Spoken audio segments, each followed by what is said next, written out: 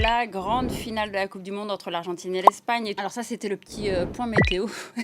Est-ce que les joueurs, eux, ont pu reprendre l'entraînement ? Oui, entraînement très léger pour les titulaires des deux équipes, mais depuis quelques heures, c'est toute l'Espagne qui tremble puisque les médias espagnols ont partagé cette image que vous apercevez, Lamine Yamal ménagé à l'entraînement, ça c'est plutôt normal, mais surtout bandé à la cuisse, lui qui n'était pas strappé pendant la demi-finale contre la France. A-t-il ressenti une douleur pendant le match ou depuis? On rappelle qu'il est arrivé à la Coupe du Monde en convalescence, il n'était pas titulaire pour le premier match. Il s'était blessé en avril dernier avec le Barça, déchirure au niveau du biceps fémoral.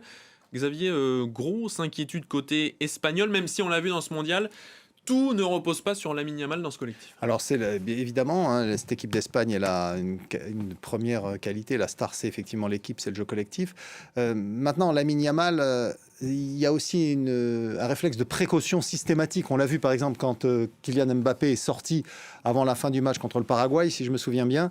Et puis tout le monde a dit qu'est-ce qui se passe, la cheville de Kylian Mbappé. Puis en fait, il avait eu une petite inquiétude. Tout de suite, le staff médical a pris les choses en main pour justement éviter que ça s'aggrave. Et c'est vrai qu'avec Lamine Yamal, il y a une alerte parce que comme il est très jeune et passionné et qu'il a envie de jouer, il faisait pas trop attention jusqu'à présent à son état de santé en général. Il avait pris un coup, c'est pas grave, il continue à jouer. Et puis il y a eu cette blessure à laquelle vous faites allusion. Il a été absent les 2 derniers mois de la saison à Barcelone. Donc il est revenu progressivement. La fédération espagnole, enfin le staff de Luis de la Fuente a fait très attention. Le premier match, il a pas joué. Le deuxième, il a joué qu'une mi-temps. On l'a fait revenir progressivement et on le ménage énormément parce qu'on sait que c'est quand même un élément très important dans cette équipe d'Espagne, même si, encore une fois, il y a énormément de talent autour de lui. Alors cette finale, même si évidemment les forces collectives de part et d'autre vont être importantes, il y a quand même des matchs dans le match et des chocs entre maîtres et apprentis. Oui, il y a un petit parfum de guerre des étoiles, de Jedi face à son Padawan, évidemment du côté des joueurs. Messi, Yamal, on va y revenir, mais aussi du côté des entraîneurs. Luis de la Fuente, sélectionneur espagnol, et Lionel Scaloni, celui de l'Argentine. Vous les voyez sur ces images, les deux hommes se connaissent bien et pour cause. En 2017, c'est Luis de la Fuente à gauche qui a formé son futur adversaire argentin au sein de la Fédération royale espagnole de football où Scaloni était venu obtenir sa licence UEFA Pro, c'est la plus haute qualification pour exercer en Europe. Le professeur Luis de la Fuente a été mon mentor, a déclaré Scaloni dans un bel hommage. Xavier, 2 entraîneurs qui se retrouvent donc des années après au sommet du football mondial. Oui, alors il y a 17 ans d'écart entre les deux, puisque Scaloni est beaucoup plus jeune, ce qui explique effectivement qu'à un moment, Luis de la Fuente soit devenu son mentor, comme vous dites. C'est aussi une tradition, je serais tenté de dire, entre Espagnols et Argentins. C'est des pays qui parlent la même langue, il y a beaucoup d'échanges. À noter que Scaloni vit toujours en Espagne, il a joué longtemps en Espagne, il vit toujours. Il est domicilié à Majorque, effectivement. Donc beaucoup de joueurs argentins évoluent dans la Liga, dans le championnat d'Espagne, ou en tout cas ils passent avant d'aller parfois en Première Ligue ou en Serie A en Italie. Donc il y a effectivement ces liens privilégiés entre les deux pays, et c'est pas tout à fait étonnant de retrouver effectivement des entraîneurs qui se sont croisés à cette occasion. Mais d'ailleurs, Luis de la Fuente avait dit que Scaloni l'avait beaucoup intéressé parce que très curieux, pour s'améliorer, poser beaucoup de questions, faire beaucoup de recherches sur la façon de manager les joueurs, d'améliorer les performances de ses équipes. Donc, c'est pas tout à fait illogique de le retrouver aujourd'hui face à face. Rappelez peut-être un petit peu le parcours de Scaloni. Il avait été nommé en intérim après la démission de Sampaoli en 2018, consécutive à l'élimination contre la France en 8e de finale. On s'en souvient, à l'époque, un certain Diego Maradona avait dit « C'est un super gars, mais il ne peut même pas diriger la circulation depuis ». C'est 2 Copa América, une Coupe du Monde et une autre finale de Coupe du Monde. Oui, alors Diego Maradona, il disait beaucoup de choses et beaucoup de bêtises, il faut bien le dire. Et d'ailleurs, son passage à la tête de la sélection argentine a été un raté complet. La Coupe du Monde 2010, avec une élimination dès les quarts de finale, avec un 4-0 encaissé face à l'Allemagne.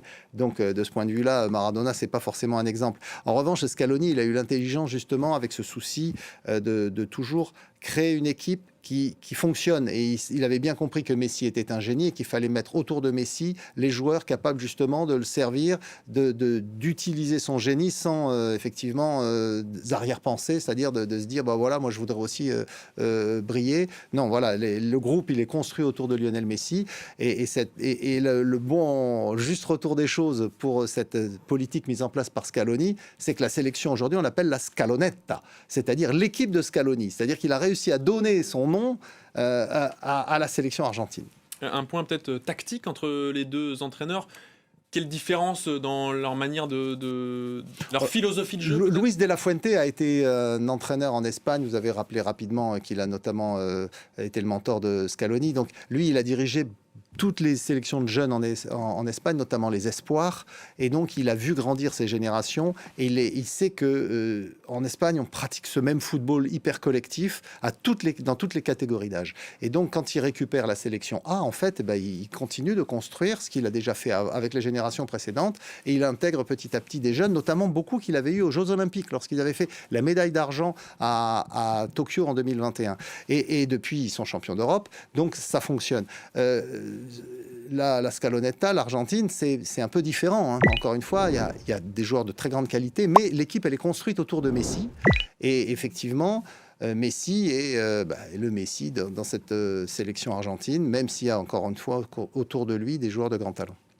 Alors, confrontation maître-apprenti côté entraîneur, mais c'est la même chose, Jules, du côté des joueurs. Oui, on a évidemment beaucoup parlé de ce shooting photo irréel de prophétie entre Lamine Yamal et Lionel Messi. C'était en décembre 2007, un bain partagé, vous le voyez, qui alimente les détournements sur les réseaux sociaux. Je voulais vous montrer une vidéo générée par l'IA qui a fait un carton ces dernières heures. Regardez.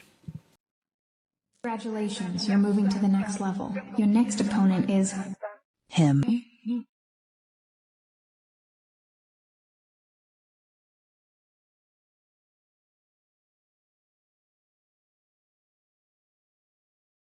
Voilà la vidéo, Xavier, qui parodie donc avec le petit canard de bain. Il y aura forcément un match dans le match entre ces Oui, deux parce hommes. qu'ils sortent exactement du même moule. Ils ont tous les deux été formés à la Masia, à Barcelone. Alors, Lamine Yamal est né en Espagne. Lionel Messi lui est arrivé à l'âge de 13 ans. Ils évoluent tous les deux à peu près dans le même registre, des pieds gauches fantastiques, mais une grande capacité d'adaptation. Au poste, Lamine Yamal évolue aujourd'hui au poste qui était celui de Lionel Messi pendant de très nombreuses années à Barcelone. Ils ont cette capacité à éliminer, à dribbler, et à rentrer et puis à frapper de loin ou de plus près, d'enchaîner les gestes techniques formidables. Et puis, il y a une statistique qui ne trompe pas. Dans cette Coupe du Monde, les deux meilleurs dribbleurs, c'est Lamine Yamal et Lionel Messi. Les deux seuls à avoir plus de 20 dribbles réussis dans la compétition. C'est 26 pour Messi, 24 pour Yamal. Exactement. Et Yamal a un match en moins puisqu'il était indisponible pour le premier match de la compétition. Donc on a vraiment deux phénomènes effectivement qui vont se retrouver face à face. 20 ans, donc ils se retrouvent 20 ans après ce shooting, 20 ans d'écart entre les deux joueurs.